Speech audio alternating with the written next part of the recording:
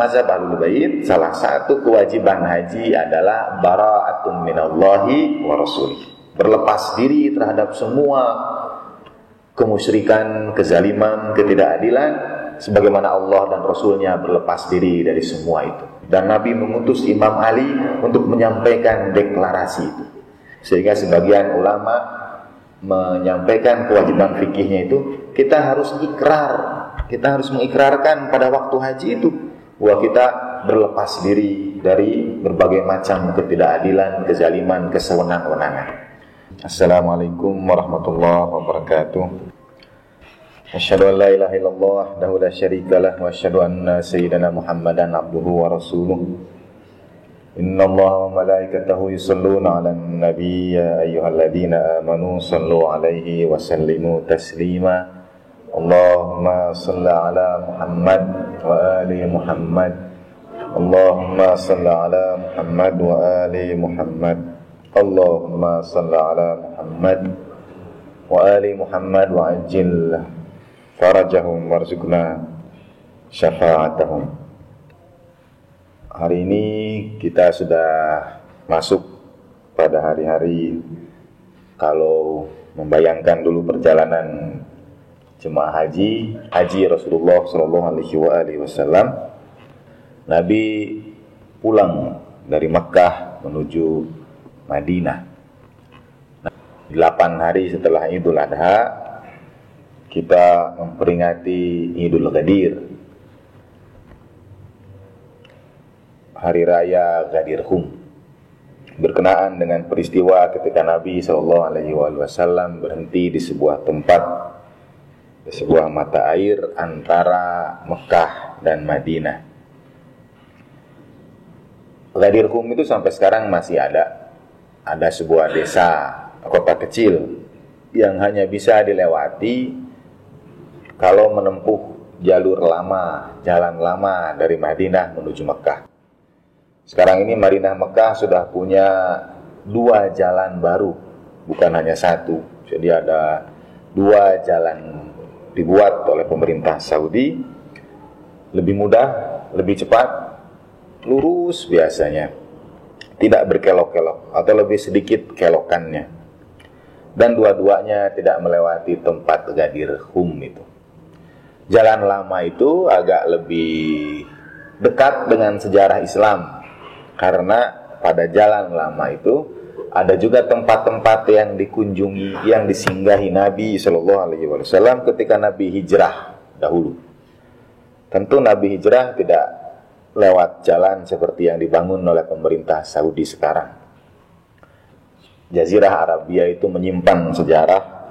Sekiranya tempat-tempat itu dipelihara dengan semestinya, orang yang datang ke sana bisa juga melihat tempat-tempat bersejarah itu, tempat istirahat Nabi. Dan mereka membanggakan dirinya, desa-desa itu membanggakan dirinya karena kami pernah dikunjungi Rasulullah SAW pada waktu hijrah. Kurang lebih 450 km misalnya dari Mekah Madinah, Nabi menempuhnya beberapa hari. Tentu Nabi istirahat berkali-kali. Dan tempat istirahat Nabi itu sampai sekarang dipelihara oleh kelompok yang tinggal di daerah itu. Ada satu desa Usban namanya. Di situ ada 7 sumur, sampai sekarang juga 7 sumurnya masih ada. Yang 6 itu tidak bisa diminum, tapi yang 1 bisa diminum. Mengapa? Katanya karena dulu ketika Nabi sampai ke situ, 7 mata air itu tidak bisa diminum. Kemudian Nabi mencampurkan air liur beliau dengan 1 di antara 7 sumur itu. Dan sumur yang ke-7 itu sampai sekarang airnya segar, airnya bisa diminum. Dan penduduk di sekitar situ masih mempertahankan sumur yang ke-7 itu. Saya tidak tahu apa ada hubungannya dengan dalil mencari air dari 7 sumur. Seharusnya kalau kita ambil peristiwa hijrah itu bukan dari 7 sumur, tapi dari sumur ke-7. Sebagaimana yang dilakukan Nabi SAW pada sumur yang ke-7 sehingga airnya menjadi segar. Satu tempat peristirahatan Nabi, bukan peristirahatan sebetulnya, lebih khusus malah dikhususkan Nabi untuk kemudian mengumpulkan seluruh jamaah haji, jamaah kaum muslimin waktu itu adalah Ghadir Khum, sebuah tempat bernama Khum. Ibu dan bapak sudah tahu semuanya. Itulah peristiwa ketika Rasulullah SAW meminta yang sudah duluan untuk kembali, yang belum datang untuk dinanti, bergabung bersama, kemudian menyusun mimbar kecil dari pelana-pelana kuda, pelana-pelana unta, lalu mengangkat tangan Imam Ali alaihi salatu wassalam, man kuntu maulahu fa aliyun maulah. Barang siapa yang menjadikan aku maulanya, jadikan Ali sebagai maula dia juga. Peristiwa Ghadir Khum itu harus kita cermati dalam kerangka pasca khutbah wada Rasulullah sallallahu alaihi wasallam. Nabi itu demam. Nabi itu sakit sudah sejak sebelum berangkat ke tanah suci. Bahkan ketika masih di Madinah, Nabi berulang kali menyampaikan kepada Sayyidah Fatimah sallallahu alaiha beberapa tanda bahwa Nabi itu sudah dekat waktunya untuk kembali ke hadirat Allah Subhanahu wa taala. Misalnya turun surat Az-Zumar ayat 30, innaka mayyitun wa innahum lamayyitun. Engkau akan meninggal dunia dan semua orang pun akan meninggal dunia. Kemudian kata Nabi kepada Sayyidah Fatimah sallallahu alaiha, biasanya Jibril turun kepadaku setahun sekali untuk bersama-sama membacakan Alkitab, membacakan Al-Quran, seperti yang dilakukan oleh teman-teman simaan tadi. Nabi simaannya dengan malaikat Jibril. Nah, biasanya malaikat Jibril datang setahun sekali, kata Rasulullah sallallahu alaihi wasallam. Kali ini, tahun ini Jibril datang 2 kali.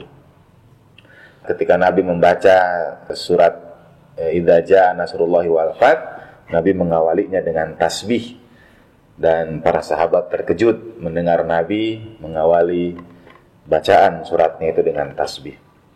Itu tanda-tanda Nabi sudah dekat waktunya berpulang ke rahmatullah. Dalam kondisi demam, kondisi sakit seperti itu, Nabi tetap berangkat haji. Istilah haji wada baru disematkan kemudian setelah orang-orang kemudian mengetahui bahwa Nabi wafat tidak lama setelah itu. Jadi pada waktu itu belum disebut haji wada ketika Nabi melaksanakan haji itu. Haji Nabi saja pada tahun ke-10 Hijriyah.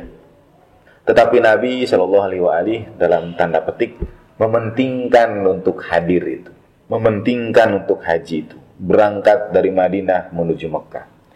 Sebelumnya sudah ada peluang Nabi untuk haji tahun 9 Hijriyah, tapi Nabi tidak berangkat haji.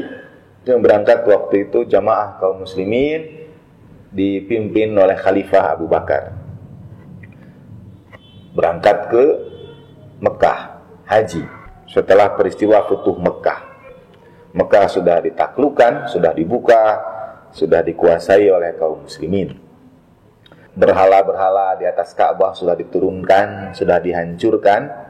Bukan saja dihancurkan, berhala-berhala terbesarnya itu dikubur oleh Nabi SAW di sebuah pintu namanya Bab Abu Saibah di lintasan Sa'i.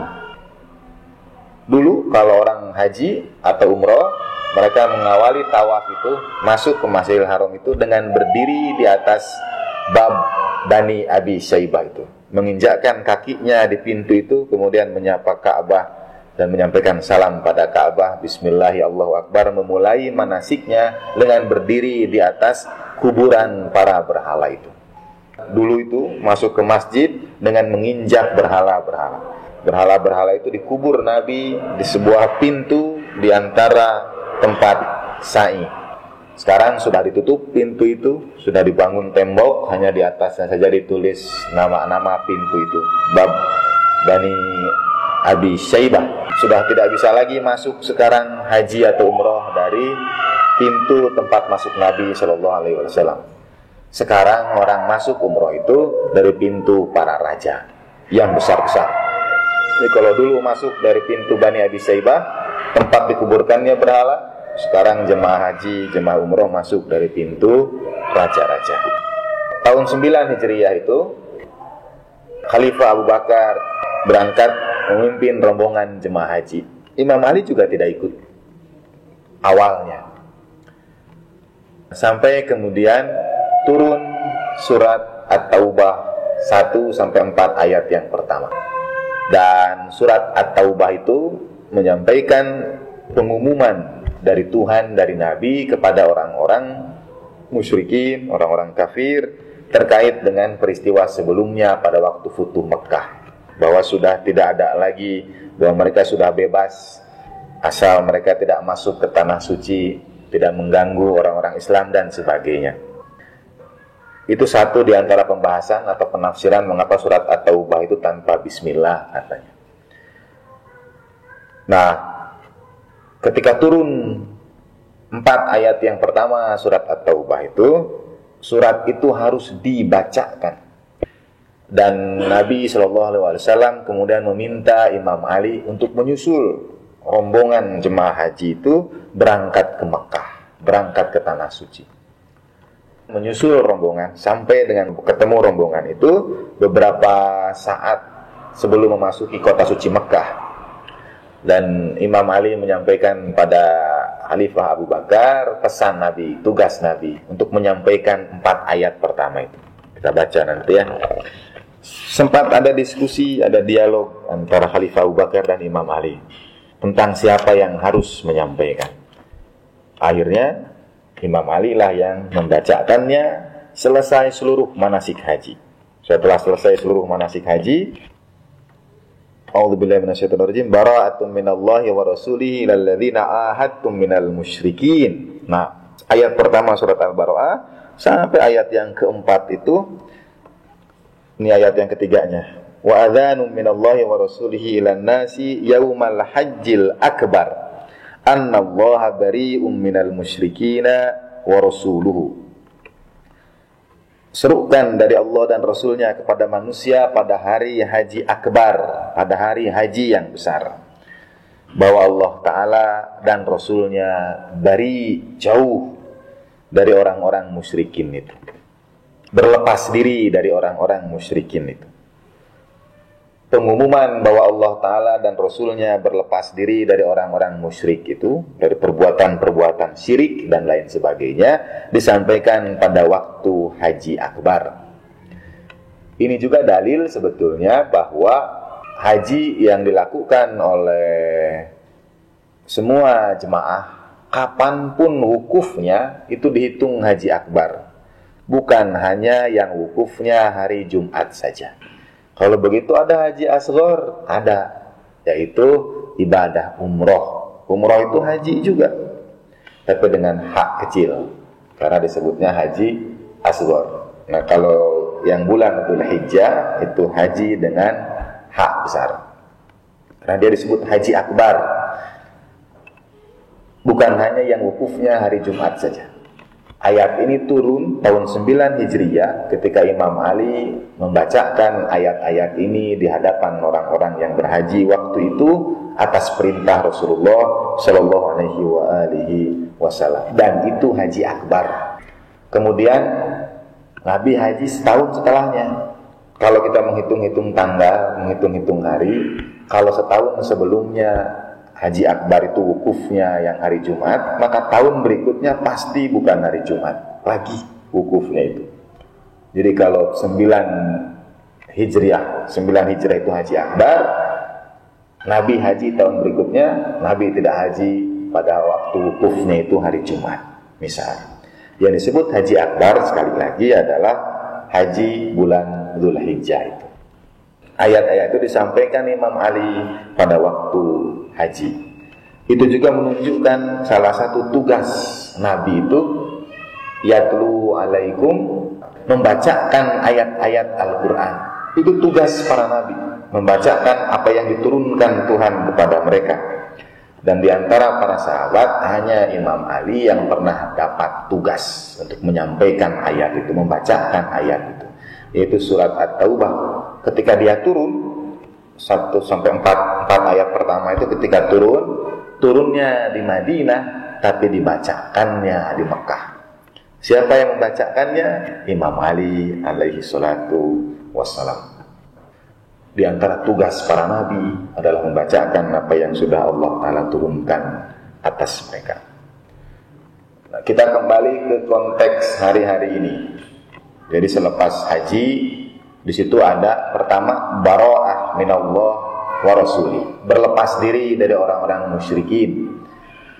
Dalam fikih mazhab Ahlul Bait, bara'ah itu menjadi bagian dari ibadah haji. Ibadah yang tidak terlepaskan dari ibadah haji. Ibadah haji itu adalah puncak seluruh ibadah karena di dalamnya ada seluruh amalan-amalan lainnya. Ada sholatnya, pasti. Ada puasanya, iya. Walaupun puasanya itu bukan berarti menahan lapar, tetapi menahan berbagai hal, menjaga diri ketika mereka ihram. Bukan saja kalau puasa hanya makan minum, hubungan suami istri 3, misalnya fikih larangannya itu. Tapi waktu haji, waktu ihram, mereka menahan diri dari banyak hal. Ada 27 larangan itu yang saya tidak hafal semuanya. Saya hafal sebagian di antaranya dan saya hafal nomor 27. Nomor 27 itu tidak boleh bawa senjata, tidak boleh bawa pelati, tidak boleh bawa pedang, tidak boleh bawa pisau ketika kita ihram. Yang lain-lainnya tidak boleh mencabut rambut, tidak boleh mencabut daun, tidak boleh memukul binatang, membunuhnya, dan seterusnya. 27 larangan ihram. Itu puasanya jemaah haji. Haji juga ada kurbannya jelas. Haji juga ada zakatnya, infaknya, mengeluarkan hartanya. Semua peribadatan, semua amalan itu ada pada waktu haji. Doa-doanya panjang. Termasuk pada waktu haji juga, kalau dalam mazhab Ahlul Bait ada tambahan lagi, yaitu bara'atun minallahi wa rasuli, sesuai ayat surat At-Taubah ayat 3 itu. Berlepas diri dari orang-orang musyrik sebagaimana Allah berlepas diri dari mereka. Dalam fikih mazhab Ahlul Bait, haji harus menjadi sebuah seruan universal untuk melawan ketidakadilan, untuk melawan kezaliman, untuk melawan kemusyrikan, untuk melawan kemunafikan.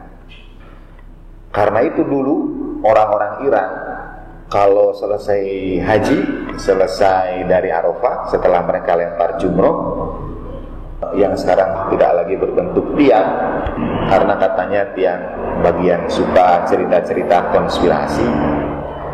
Tiang jumroh itu mirip tiang nasional di depan di Gedung Putih, mirip tiangnya itu. Di ujungnya itu ada Abraham Lincoln yang duduk memandang tiang itu. Orang menyebutnya obelisk.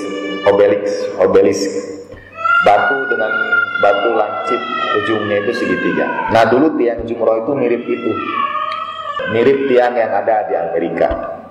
Dan tiang yang di Amerika itu paling tinggi dan paling besar.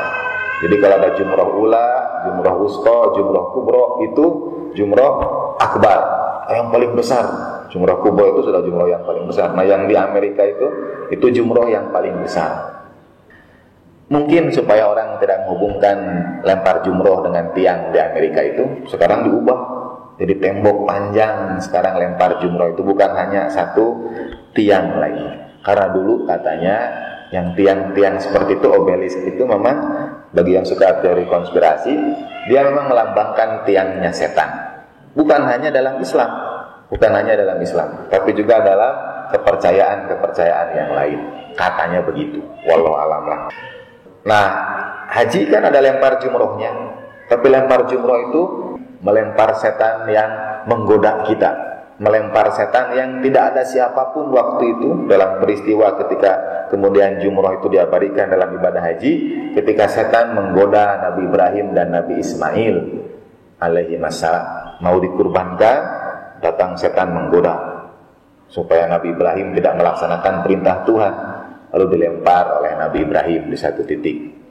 Jalan lagi Nabi Ibrahim, setan datang lagi, lempar lagi. Jalan lagi, lempar lagi. Menggelincirkan orang dari ketaatan pada Tuhan, sebagaimana definisi dari setan itu. Tetapi setan manusia, minal jinnati wan nas, al-khannas itu tidak diperangi pada waktu haji. Hanya setan itu saja yang menggoda kita dari ketaatan pada Tuhan saja yang diperangi, tapi setan-setan lainnya tidak diperangi. Nah, dalam mazhab Ahlul Bait, salah satu kewajiban haji adalah bara'atun minallahi wa rasulih. Berlepas diri terhadap semua kemusyrikan, kezaliman, ketidakadilan, sebagaimana Allah dan Rasulnya berlepas diri dari semua itu. Dan Nabi mengutus Imam Ali untuk menyampaikan deklarasi itu. Sehingga sebagian ulama menyampaikan kewajiban fikihnya itu, kita harus ikrar, kita harus mengikrarkan pada waktu haji itu bahwa kita berlepas diri dari berbagai macam ketidakadilan, kezaliman, kesewenang-wenangan. Dulu jemaah Iran melakukannya dengan demonya juga damai, tetapi seruan-seruannya seruan-seruan anti penjajahan, seruan-seruan anti imperialisme global, anti Amerika, anti Israel, mendukung kebebasan Palestina dan sebagainya. Hingga pada satu saat tahun 87 demo damai itu dibombardir oleh tentara-tentara keamanan di sana dan banyak yang syahid. Kata yang membombardir itu karena mereka bawa senjata, katanya begitu. Padahal dalam fikih mazhab Ahlul Bait nomor 27 tadi itu, larangan ihram itu bawa senjata. Ketika dilaporkan apa senjatanya, ada foto-fotonya, memang betul ada senjata. Setidaknya ada dua, satu gunting, satu lagi gunting kuku. Gunting karena diperlukan waktu tahallul. Gunting kuku, memang sebagian kuku juga digunting pada waktu tahallul itu. Kita menggunting sebagian kuku dan rambut kita. Yang lainnya tidak. Tapi kemudian barangkali ada kekhawatiran karena pesan berlepas diri dari kemunafikan, kemusyrikan, kezaliman itu ada dalam fikih mazhab Ahlul Bait, tidak ada dalam fikih yang lainnya. Tidak ada kewajiban pada waktu haji orang menyatakan seruan penentangan terhadap ketidakadilan. Tidak ada. Jangankan ada seruan itu, nambah-nambah doa terlalu lama saja dilarang di tanah suci. Ala kulliha, jemaah Iran melakukannya karena itu kewajiban mereka. Harus ada baro'ah sebagaimana Imam Ali mendeklarasikannya waktu itu. Segera setelah peristiwa tahun 87 itu, jemaah Iran tidak boleh haji lagi ke tanah suci. Mungkin terjadi diplomasi tingkat tinggi, akhirnya mereka boleh lagi haji karena itu kan kewajiban. Sulit juga kalau tidak haji. Tetapi tidak ada lagi demo-demo itu. Tidak ada lagi upaya-upaya barokah itu. Gimana caranya? Karena fikih harus tetap dilaksanakan. Akhirnya yang dilakukan oleh jemaah Iran adalah mereka membuat seminar-seminar pada waktu haji. Membuat seminar-seminar, misalnya memperjuangkan nasib Palestina di kantor jemaah haji Iran. Disebutnya itu Bi'thah Imam Khomeini. Rupanya itu jalan tengah antara pemerintah Saudi dan pemerintah Iran. Jadi mereka tetap boleh menampakkan baroah, tapi tidak dengan demo. Menampakkan baroahnya dengan seminar-seminar. Sebetulnya itu juga bisa jadi contoh mengapa misalnya kalau di Ijabi Yaumul Quds kadang-kadang tidak ada demo, malah tidak demo turun ke jalan. Lihat yang terjadi di tanah suci itu, tidak harus demo juga baroah itu, tetapi dengan mengadakan seminar-seminar, dengan mengadakan ajakan-ajakan kepada sesama kaum muslimin lainnya. Tempatnya pun agak jauh dari Masjidil Haram. Bi'sa Imam Khomeini itu agak jauh. Jadi biasanya orang memang tidak semua bisa datang. Tapi selalu ada seminar-seminar itu menyampaikan penderitaan kaum muslimin. Kalau kata Ali Syariati dalam bukunya tentang haji yang banyak menginspirasi itu, ketika jemaah haji mabit di Mina 2 atau 3 hari tergantung mengambil nafar yang mana, tidak ada pekerjaan yang mereka lakukan selain berada di Mina. Lempar jumroh, selesai lempar jumroh, selesai. Pokoknya mereka hanya harus hadir di Mina saja. Tidak ada ibadah yang lain. Selepas lempar jumroh itu sudah selesai. Tidak ada ibadah yang lain. Kata Ali Syariati, Mina sebetulnya adalah sebuah konferensi besar kaum muslimin, seminar besar kaum muslimin. Ketika semuanya kumpul berada di titik yang sama. Ketika di Arafah, mereka semua kumpul berada di titik yang sama bersamaan. Tapi mereka tidak bisa mengenal satu sama lain lebih baik, tidak bisa berdiskusi tentang nasib sesamanya lebih baik, karena di Arafah mereka bermunajat kepada Allah Subhanahu wa taala, sibuk ibadah. Di Arafah itu ibadah, istighfar, sholat, memperbanyak doa, munajat. Seharian penuh hubungan jemaah haji dikhususkan dengan Tuhan, dikhususkan dengan Nabi, dikhususkan dengan Imam Ajalallahu Ta'ala Farajahu Syarif. Itu di Arafah. Setelah selesai Arafah, dan Arafah hanya 1 hari untuk Tuhan itu.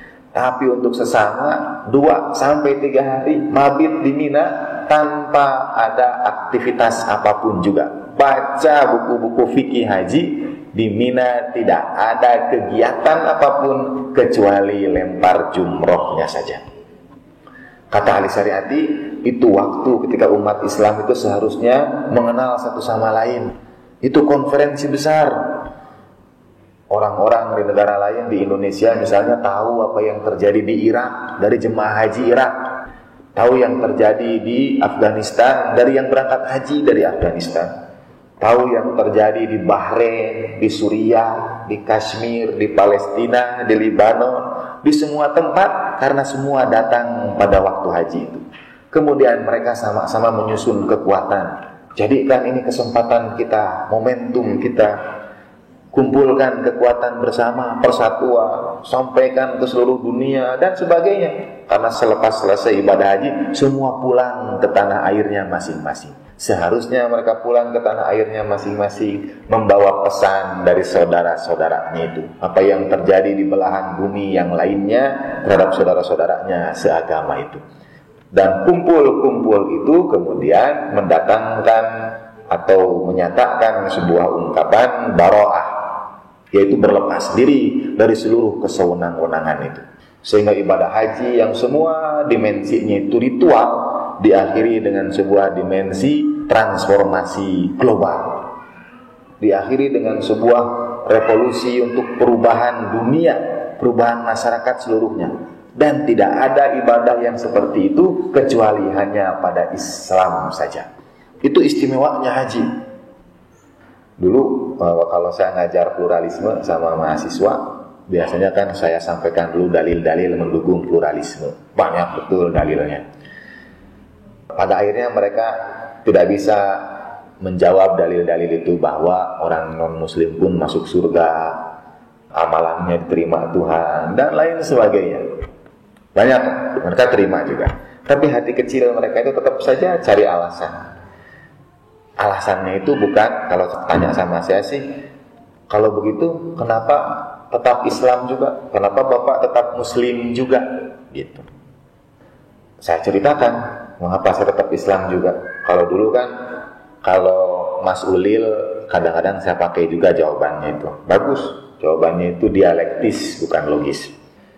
Ketika Mas Ulil ditanya, kalau Mas Ulil berpendapat bahwa agama itu sama, kenapa Mas Ulil tidak pindah saja? Jawaban Mas Ulil, saya tidak mengatakan agama itu sama. Pluralisme bukan mengatakan agama itu sama. Tapi kalau saya ikut cara berpikir Bapak, kata Bapak, kalau agama sama, kenapa tidak pindah saja? Buat apa pindah, Pak? Sama, kata dia itu. Kalau saya ikut cara berpikir Bapak, kan kata Mas Ulil agama itu sama, kenapa tidak pindah saja? Ya buat apa saya pindah? Sama. Itu kesalahan berpikir dia. Orang pindah itu kalau beda gitu. Makin bingung yang nanya itu. Karena sebenarnya pluralisme bukan berarti semua agama sama. Tapi kalau semua agama sama, ya buat apa pindah? Masih sama kok gitu. Bingung dia. Nah, kadang-kadang saya kemudian cerita sama mahasiswa mengapa saya memilih Muslim. Satu, karena hanya Islam yang punya haji. Hanya Islam yang punya ibadah seperti haji. Yang lainnya tidak ada. Liyashhadu manafi'a lahum, kata Al-Quran. Supaya orang menyaksikan manfaat haji itu. Dilihat dengan mata manfaat haji itu. Apa manfaat haji? Kumpulnya, persatuannya. Harvard Business School merilis momen-momen untuk dimanfaatkan oleh para pengusaha dunia. Jangan sampai mereka tidak mengambil keuntungan dari momen-momen ini. Urutan 1 dan 3. Saya lupa yang mana, tapi saya kira nomor 1-nya. Pokoknya ada 1 dan 3 itu umat Islam. Yang kedua Natal. Saya lupa yang mana duluan, tapi 1 haji, 1 lagi bulan puasa. Itu waktu ketika umat Islam itu spendingnya, pengeluarannya besar-besar. Dan para pengusaha dirilis oleh Harvard Business School itu untuk pengusaha seluruh dunia, jangan sampai mereka kehilangan momentum itu. Manfaatkan bulan puasanya orang Islam, manfaatkan bulan hajinya orang Islam. Karena itu waktu ketika orang Islam itu mengeluarkan duit banyak-banyak. Kalau mau narik duit orang Islam, manfaatkan bulan puasa, manfaatkan bulan haji, katanya begitu. Jadi mereka akan mengeluarkan produk-produk supaya dimanfaatkan, dibeli oleh orang Islam pada waktu 2 bulan suci itu. Nah, haji manfaatnya bisa dilihat, kata Al-Quran. Bayangkan sekali lagi perputaran uang pada waktu haji. Baik, berapa miliar dolar berputar pada waktu haji. Kemana larinya uang itu? Apa manfaatnya buat kaum muslimin? Yang sederhana aja yang saya suka tanya, kalau ada 3 juta jemaah haji, 2 jutanya saja mengambil haji tamattu. Jadi 3 juta jemaah, 2/3-nya mengambil haji tamattu, maka mereka harus menyembelih kurban. Kemana 2 juta kurban yang disembelih itu? Kemana dagingnya? Karena mereka kalau haji tamattu harus menyembelih kurban. 3 juta, sebetulnya hampir 90% jemaah haji itu hajinya tamattu.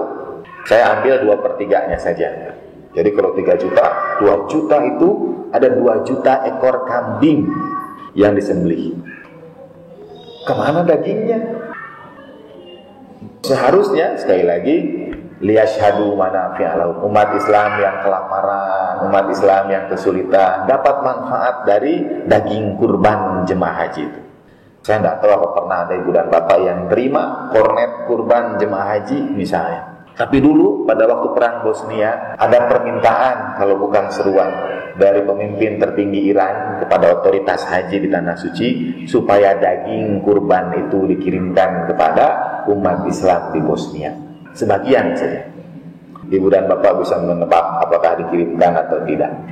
Nah, tapi ada permintaan, itu umat Islam lagi menderita kelaparan, musim dingin waktu itu di Bosnia. Kirimkan dagingnya ke sana. 2 juta ekor kambing disembelih. Kemana? Manfaatnya kelihatan haji itu, sekali lagi perputaran ekonomi di situ, ibadahnya, kemudian uangnya. Bayangkan kalau semuanya dikelola oleh konsorsium kaum muslimin, semuanya kembali kepada manfaat kaum muslimin. Tidak hanya didominasi oleh satu negara, tapi oleh kaum muslimin. Indonesia kebagian jadi panitia di situ, Pakistan, India, semua ikut bagian dalam mengurusi ibadah haji kaum muslimin. Nah, kita kembali lagi pada ayat Baroah. Penampakan perlawanan terhadap kesewenang-wenangan itu seharusnya juga menjadi pesan haji. Karena sekali lagi itu momentum ketika semua umat kumpul dan tidak ada yang memilikinya kecuali Islam. Sebetulnya jawaban lain kalau saya ditanya kenapa saya tetap Islam walaupun meyakini pluralisme, jawaban saya sederhana dan jawaban itu final. Karena hanya di Islam ada ahlu baiti Rasulullah sallallahu alaihi wasallam. Tamat. Karena di Islam ada ahlul bait Nabi, titik gitu. Dan saya tidak menemukan teladan seperti itu di tempat-tempat, di kelompok-kelompok yang lainnya. Itu yang membuat Islam itu istimewa, ya ahlul bait. Karena itu dia jadi tidak sama dengan yang lain. Ambil contoh agama Katolik. Setiap Natal, pausnya itu punya pesan Natal tahun ini. Dan pesan itu kemudian diamalkan oleh para pengikutnya menjadi instruksi umum, instruksi universal untuk semua umat Katolik di mana-mana. Ala Nabi wa alihi salawat. Allahumma salli ala Muhammad wa ali Muhammad.